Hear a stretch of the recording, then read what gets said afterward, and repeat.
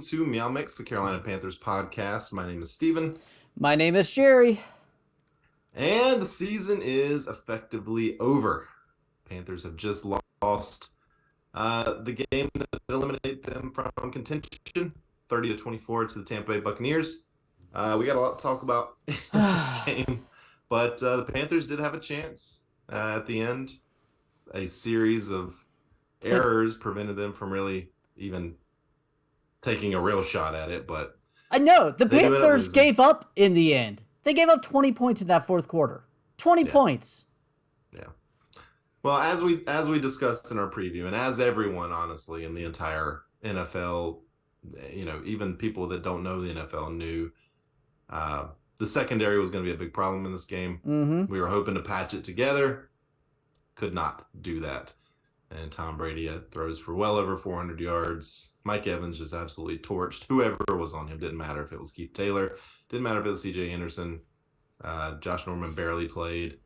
But, yeah, it was just it was a nightmare scenario. Yeah, after that first big play to Mike Evans, they were like, oh, their corners really do suck. Let's continue to throw over them. And C.J. Henderson gave up when he could have made a tackle.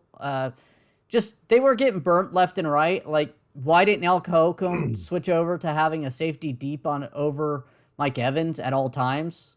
I mean, bad play calling. Just bad play calling, bad execution. Honestly, pass rush wasn't getting home nearly as much in the second half. No, pass rush was terrible. Honestly, I mean, it looked pretty good in the first half. Mm-hmm. And it looked good in spots in the second half, but there were many plays where it looked like they were running in quicksand. Like they couldn't get past this offensive line that's not very good for Tampa. Well, it's a good group. Like the ends and stuff are good, but you rushing 3 on 3rd and 10 all the time and giving them 10 yards cushions? What is this? Wow. That's they dumb had to give cushions. They had to give cushions. Yeah, but when you're when you're not even doing any pressure, you're anytime you go into a drop 8 into a zone coverage, Tom Brady's gonna have time and he's gonna find a guy. That's most NFL quarterbacks will do that. I don't understand. There was quite a few questionable defensive and offensive calls. So yeah, well, this was just and this is a game, by the way, that the Panthers were leading by double digits in the fourth quarter. Yeah, like exactly. This is a game the Panthers should, I think, have won. Yeah. But once again, and we talked about it in our preview, don't let him hang around, because Brady will find a way to come back and win. Mm-hmm. And they got hot in the fourth quarter. They figured out exactly what beats us, and they beat us. Yeah, So I'm going to go back to the fourth quarter with us having the lead here. Mm-hmm. So after that touchdown drive, we did a 6-play, 3-minute drive, then a 3-play minute drive, fumble play, 8 seconds. I mean, it's kind of how we get win. Like, we never controlled the ball like this team has done in the past. Yeah. And it is so sad. Yeah, and you and I were talking before we started the podcast, and the Panthers, they want to run the ball. They could not run the ball in this game. They didn't try hard enough. You have the lead, and they give Tampa. But Jerry, Tampa did exactly what we thought they were going to do. They loaded up the box and they took away the run.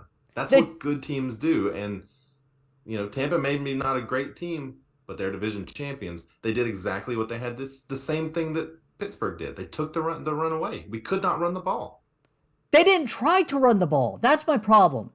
Yes, it was not working that great, but it was still getting yards, and there was a couple plays that started moving the ball, but instead they kept going back to Sam Darnold. And you put the game in Sam Darnold's hand, all last year we know what that happens. Sam Darnold can't handle the load. We fussed at them in Pittsburgh for continuing to try to run the ball when they obviously couldn't. And then this game, they obviously couldn't run the ball. They did try. They ran the ball 16 times with running backs. Sam ran it a few times himself, a couple of them that I think were designed runs. They couldn't run. They couldn't do it. You have the lead. Why not continue to go for it? And in the second half, they were getting some bigger plays from the running backs, but instead they kept going to Sam Darnold.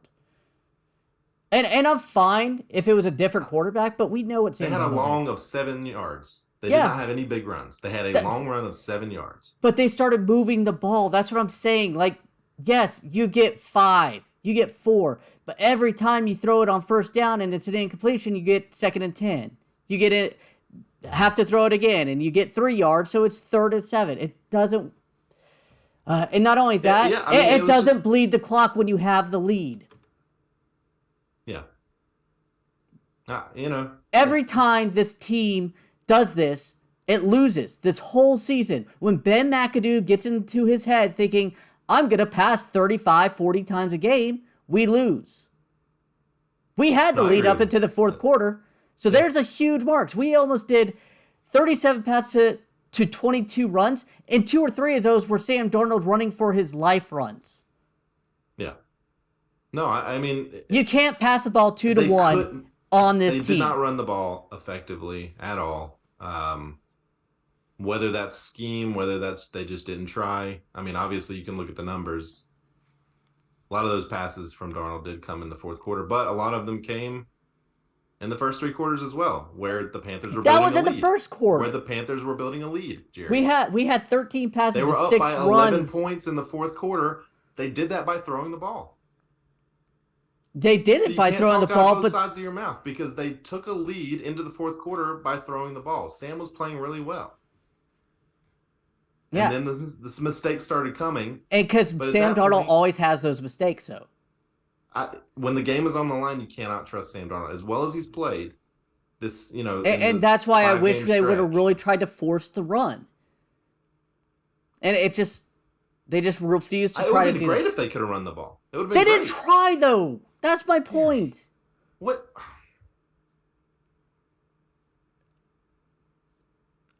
I mean, okay. What do you want? What do you want them to do? In the 4th quarter, they had the lead. After that touchdown, correct? So after the lead, 21-10. Let's see, 14:50 to go. Yeah, so right at the beginning of the 4th quarter, they had the lead.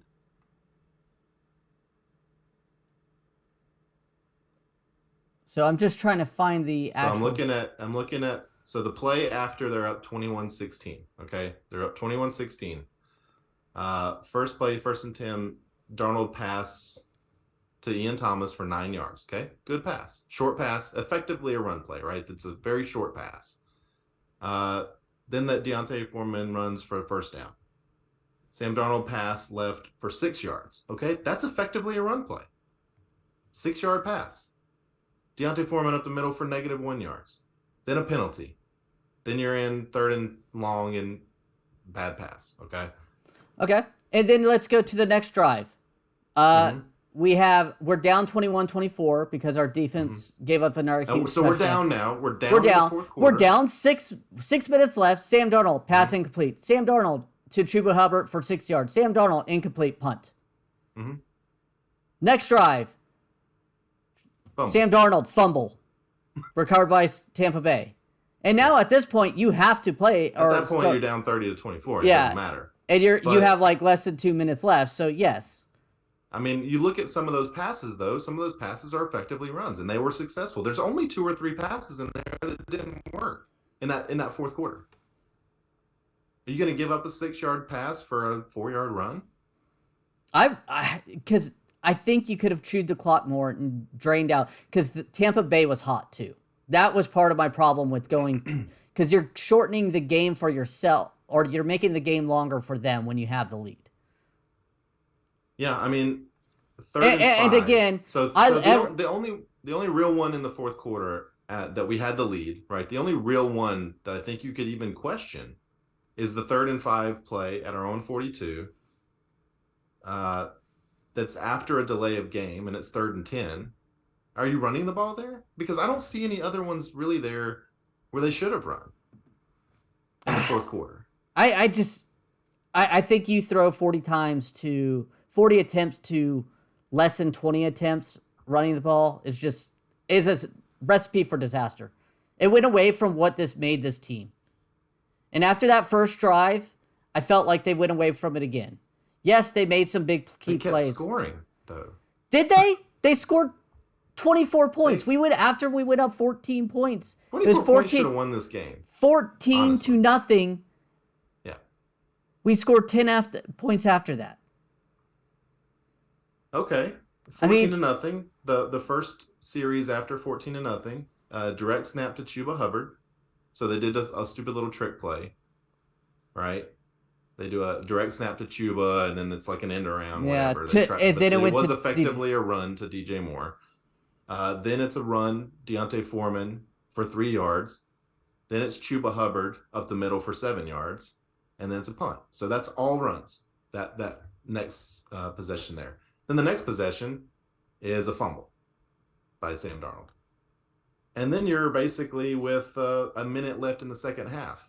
So, I mean, I don't agree with you. I think they did try to run the ball. I don't think they could run the ball. I don't think that it was effective.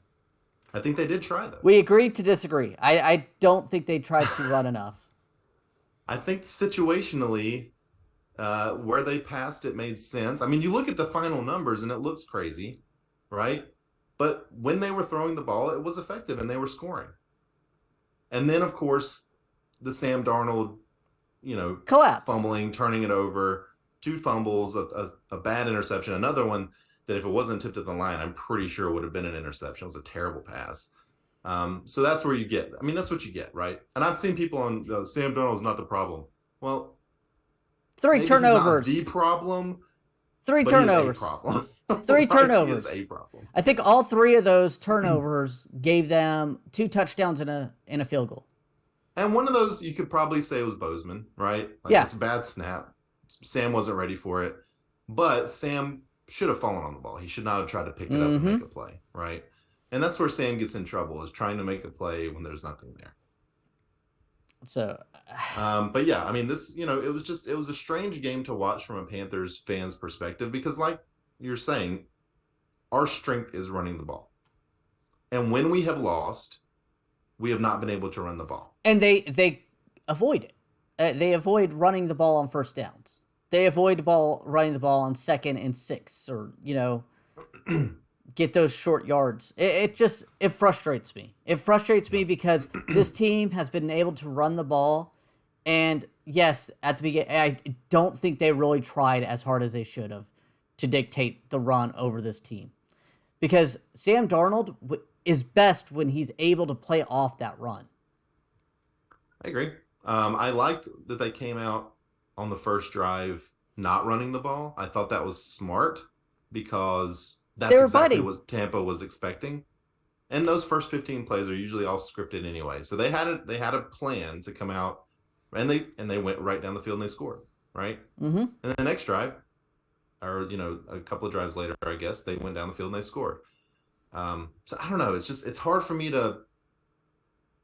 I think this loss is on the defense more than it's definitely on the defense. I think the offense did a pretty good job, but the defense, I mean, Tampa was scoring, and they were scoring so fast, especially in the second half, that there was just no opportunity to build any sort of momentum. There was just nothing there. There's no cornerback help. There's no corners on this team that can compete. Yeah, let's not sugarcoat it. Like, the reason the Panthers lost this game is because of the secondary. Oh, absolutely.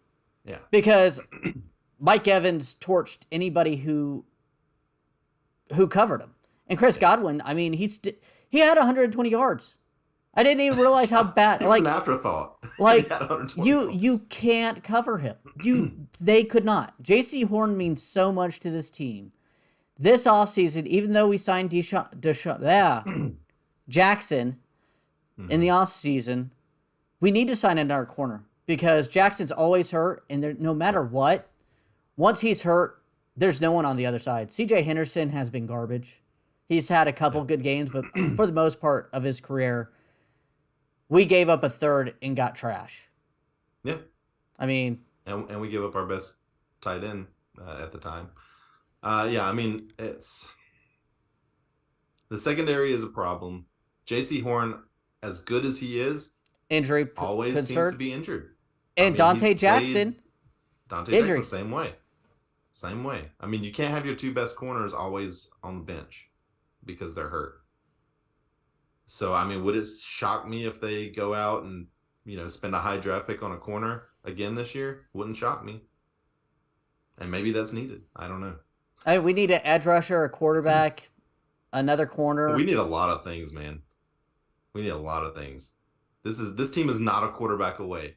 And Mm-mm. despite how many, good feelings we had over the last month and a half, this was fun, right? Yeah, Like the last month and a half it's been good to be a Panthers fan.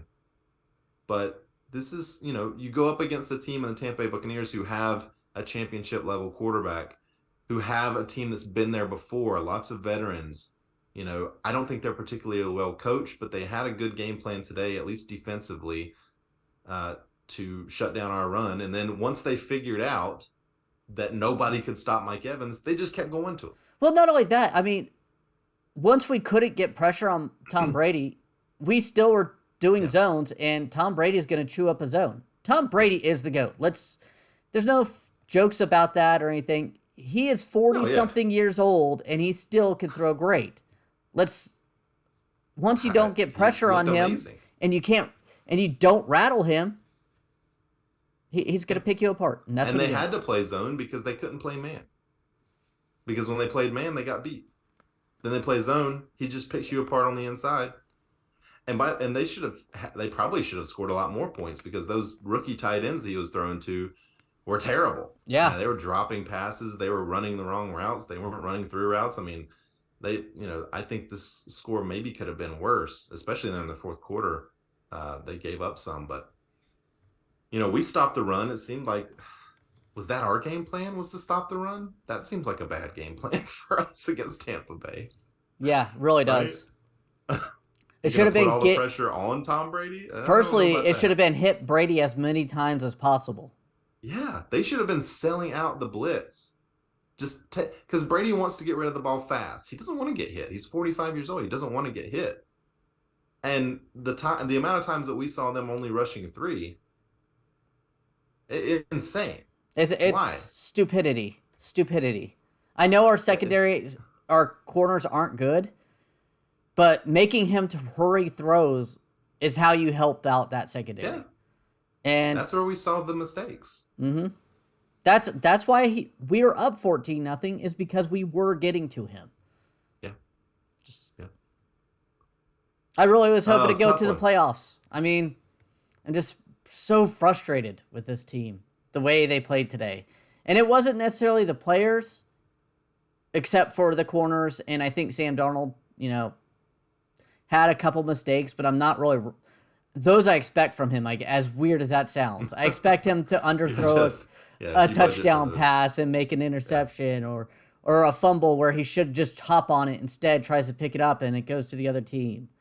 I mean, those are Sam Darnold plays that you have to live with. And he made some very good plays as well. I mean, he made some incredible throws. That first touchdown throw to DJ Moore was perfect. I mean, you just don't get any better than that. And he had one last week too. And another one to Shi Smith was insane. The one to Shi Smith was a really good throw. Although I think had the safety diagnosed it correctly, it could have been a pick. But by the way, Greg Olsen, he's so good. So good. He's so good. I mean, I don't think Tom Brady is going to be as good as Greg Olsen in that role. No. Figure something out for Greg Olsen there.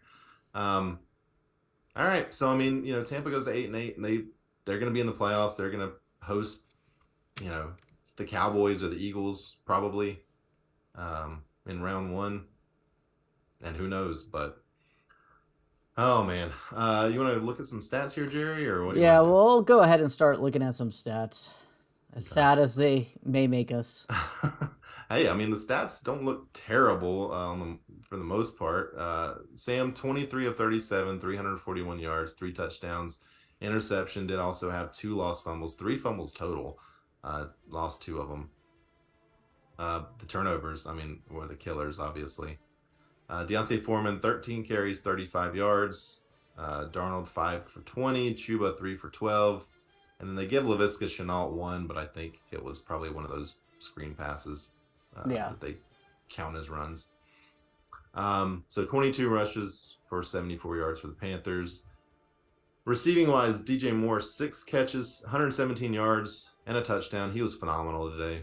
Yeah, DJ Moore, I mean, he saved Sam Darnold's butt a few bad throws where he he chased the ball down, came back for it, and made a play.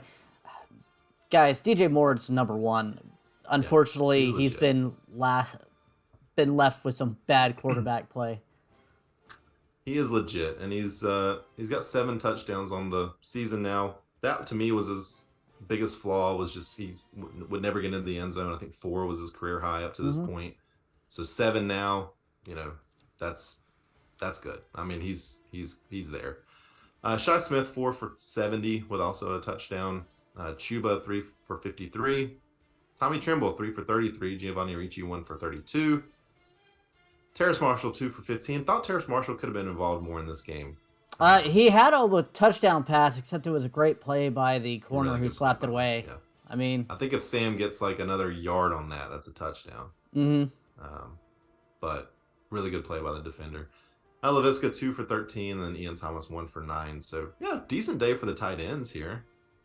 They add to your tight end total. Yeah. For our season-long bet.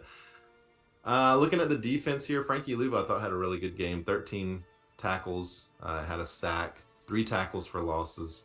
Thought he had a very nice game. Good bounce-back game for him. Chin with 12 tackles. Shaq Thompson with 12 tackles. Just kind of looking down the stat line here. Marquise Haynes got a sack. Yetur got a sack. Burns, pretty quiet game. I saw him get around the QB a couple of times, but just could never. They were kind of game planning around him. That's what I kind of felt. I did see him miss an end around to Chris Godwin, I think it was, where he bit on the quarterback and Godwin got around. Otherwise, he could have had a 5-10 yard loss if he would have stuck with Godwin. Yeah. Well, his job, in my opinion, is to get to the quarterback, so he wasn't able to do that today. But he's the only one they had to game plan for on our defensive line. Yeah. So I mean, Derek Brown's more up the middle kind of guy. Well, and we should talk about that a little bit. Like, there was no pressure up the middle. Derek Brown did okay. Rarely. He had 2 QB hits. I mean, but it wasn't as good as what you need. For what they needed to win this game. I don't know, man. I was surprised at how well Tampa blocked on the offensive line, because that's been a problem for them this season. They've been so hurt. They have Donovan Smith and Wirfs back today. So, I mean... Yeah, I know they got a couple guys back, but that was a little surprising to me. I thought that we were going to be able to get more pressure. And maybe some of that was game planning too. Just poor, dropping everybody back with 3 rushers. That's not a great recipe for success. Andre Roberts was back. He made a questionable decision on 1 punt return. Luckily, it didn't end up being a fumble, but pretty I am so glad we kept him on IR just to bring him back for 2 punt returns, 6 yards, and almost a fumble. Just saying, that was such a well. I mean, come on, Blackshear has done better than Roberts. Yeah, in my opinion. I felt like why could we not have brought somebody else back?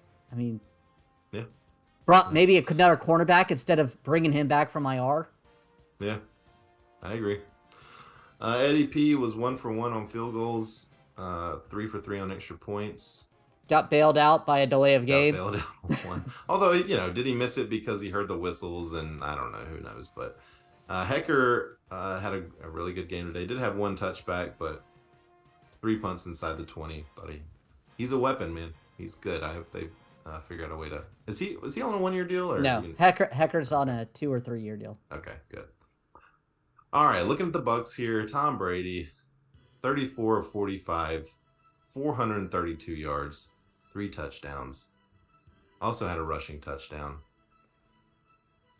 I mean, what else can you say? The dude's amazing. 45 years old. That's what he's doing. 10 carries for Leonard Fournette, 28 yards. 11 for Rachaad White, 22 yards. 1 for Julio Jones, 13 yards. And Tom, 3 rushes for 4 yards, 1 touchdown. I think he had 2 first downs and that touchdown. So very productive 4 rushing yards for him. Looking at the receiving, this is where they won. 10 receptions for Mike Evans, 207 yards and 3 touchdowns.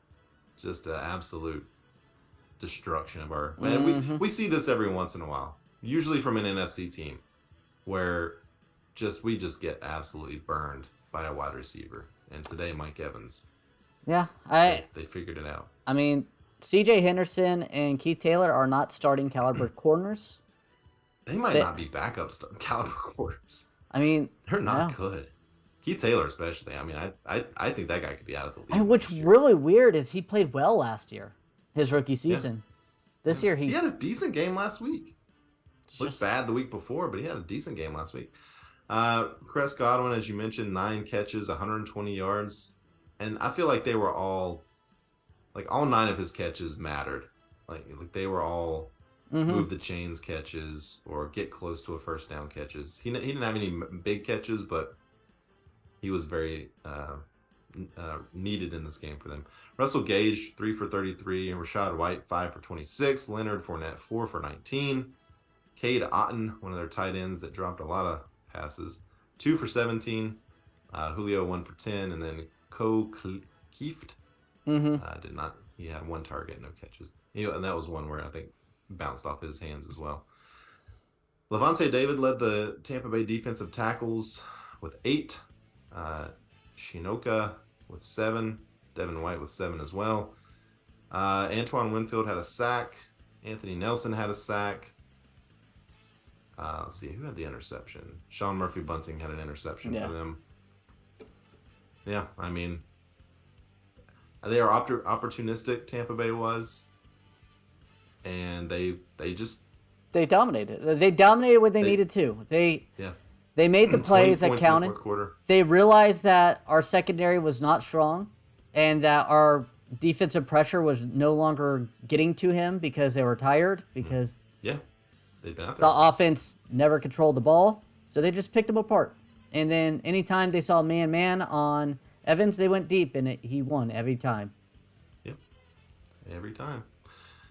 Josh Norman only played a couple of snaps, but I thought he looked okay out there. The first one where they threw to Evans, he had great coverage. Yeah, he was out there, and I thought him being on Julio was a good matchup because Julio's a little older, a little slower than he was. So I thought that would have been a good way to use him, but he was barely out there. Ryan Suckup 1 for 3 on field goals. Again, this game maybe shouldn't have been as tight as it was. Let's look at some team stats real quick. The Panthers were 4 for 11 on 4th down. Tampa 4 for 15. Or I'm sorry, 3rd down. Tampa 4 for 15 on 3rd down. So actually, we did pretty good on 3rd down defense. Shockingly. Yeah. 4th down conversions. Tampa was 2 for 2. Carolina 1 for 2. 33 minutes of possession for Tampa to 26, almost 27 for the Panthers. Both teams had 8 penalties, but the big one, turnovers. Panthers 3 turnovers, Tampa 1. And I think all 3 of those turnovers for the Panthers, I think, turned into points. They did. There were 17 points off it, I believe. But all right. Yeah, that's going to do it. The Panthers did have a blocked field goal. Yeah, that was one of 3. Yeah. Yeah, and that led right to our touchdown, so where we went up 21-10. And I was feeling pretty good at that point, Jerry. Me too. I was thinking, holy crap, we might actually make the playoffs. Yeah. After being 1-5. Then our defense gave it up. Yeah, after that, I mean, it was just all Tampa after that. So. All right, let's look at our game predictions and and bold predictions. We didn't have a beer bet. No beer bet in this game. Yeah, I think we both predicted the Panthers to win. Yeah, I had 24-17. I think I was 28-27. So, heroes and zeros? Hero? Yeah, I've got a hero. We got one hero, basically, I think. Yeah, DJ Moore. Early in the game, I thought it was going to go to Sam Darnold, but then, Sam Darnold showed up. Yeah, I think you could throw Luvu in there as well, but I don't know if you could reward anyone on the defense. No, I can't. This game. So maybe a little honorable mention for him. But DJ Moore is going to be our hero. Zeros, you want to take one and I'll take the other? Sure. CJ Henderson. Keith Taylor. Yeah, I mean, Just and there's probably more to go around, honestly. Yeah. You could throw Ben McAdoo in there for his play calling. You could throw Al Holcomb in there Mm-hmm. for not figuring out how to give those guys help out there on the corner. Correct. Um, Steve Wilkes as well. Steve Wilkes, you want to be a head coach, this isn't a good must-win game. This is not a good tape for your resume, I don't think, as a defensive coach, right? No, not at all. I mean, this was the type of game that you needed to win for him to solidify him getting the job. I think he still gets a serious look, but your defense giving up 30 points. Yeah, I think this one cost him the job. Honestly, I don't think he'll get because I think Tepper. I think had they made the playoffs, he has to keep him. Would have, yeah. I think the public pressure. I think he would have been forced to kind of make that decision, unless you get, some Jim Harbaugh or somebody, right? Mm-hmm. Like somebody like that. But now, there's kind of a bad taste in everybody's mouth. I think it's going to be a little easier for Tepper to do what he wants to do and make a big splash hire. And, I have a feeling that Wilkes cost himself the job with this one.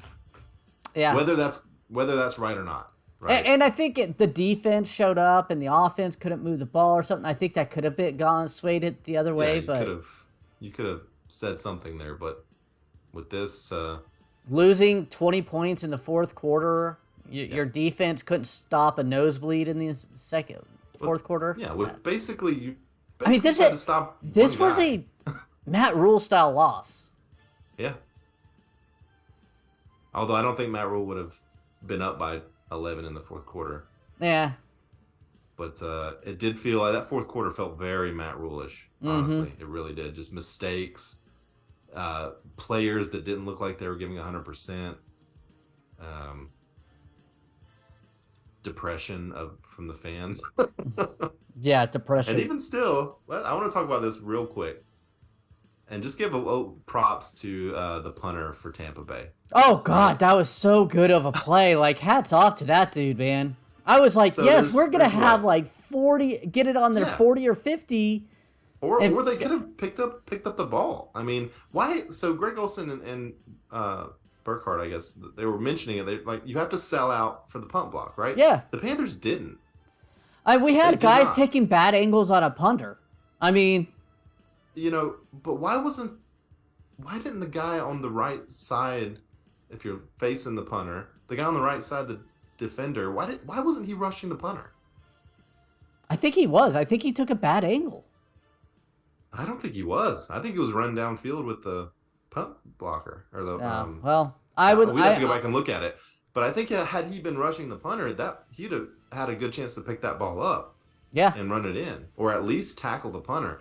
But the punter, so 50 seconds left or so, the punter, the bad snap, terrible snap, hits the ground. Punter picks it up, runs to the sideline, and right before he gets knocked out, and really right before, at the best possible time, he sort of does a little run punt, punts it all the way down to the 1 yard line, right? Sam Franklin is right there.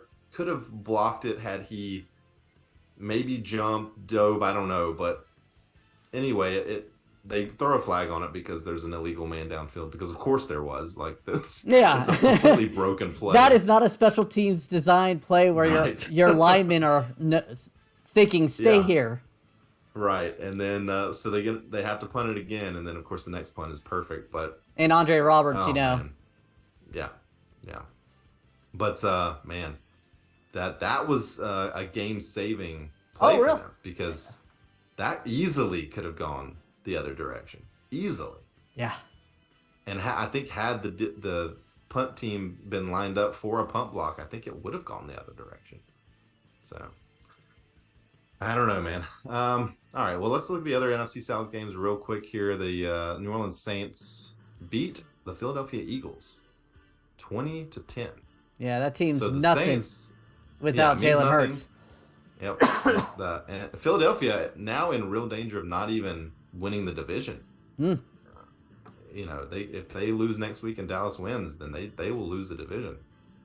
And Atlanta beat Arizona 20-19. So we were the only team in the NFC South to lose this week.